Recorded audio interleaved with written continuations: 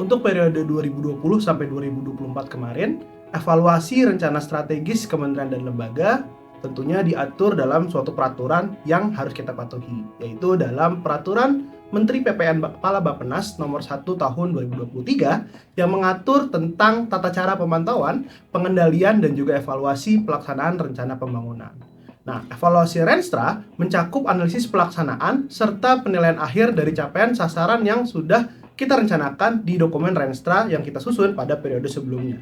Nah, evaluasi ini perlu dilakukan pada saat pelaksanaan Renstra dan juga di akhir pelaksanaan Renstra itu sendiri.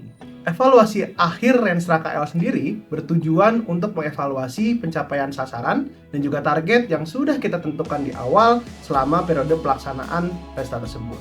Nah, fokus dari evaluasi ini adalah untuk melihat pencapaian sasaran strategis, sasaran program, serta sasaran kegiatan, dan juga menilai keberhasilan dan juga hambatan dalam pencapaian tersebut.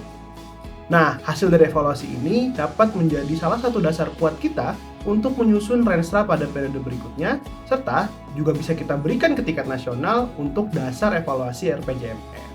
Nah, proses ini sendiri itu dilaksanakan pada triwulan pertama di tahun kelima pelaksanaan Renstra KL. Evaluasi akhir Renstra KL dilakukan dengan menganalisis beberapa dokumen yang tentunya relevan dan kita butuhkan, seperti Renja, pencapaian Renstra dari tahun pertama sampai tahun keempat, proyeksi tahun kelima, serta hasil evaluasi pelaksanaan Renstra dan juga dokumen-dokumen perencanaan terkait lainnya. Evaluasi akhir Renstra KL sendiri itu terdiri dari 5 tahap loh guys. Yang pertama itu adalah tahap persiapan, di mana pada tahap ini kita akan melakukan koordinasi dengan unit-unit terkait untuk mengumpulkan data yang akan diukur dalam pencapaian sasaran strategis, sasaran program, dan sasaran kegiatan.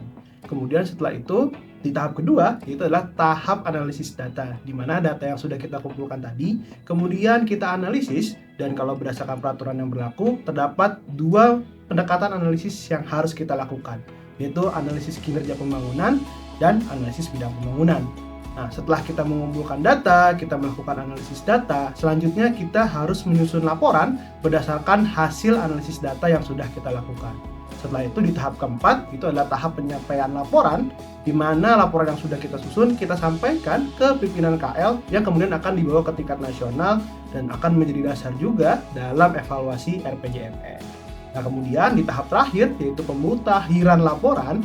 Setelah laporan disampaikan ke tingkat nasional, nah nanti kita akan memutakhirkan laporan-laporan hasil evaluasi Renstra kita dengan data-data pencapaian tahun kelima ataupun masukan-masukan dari tingkat nasional.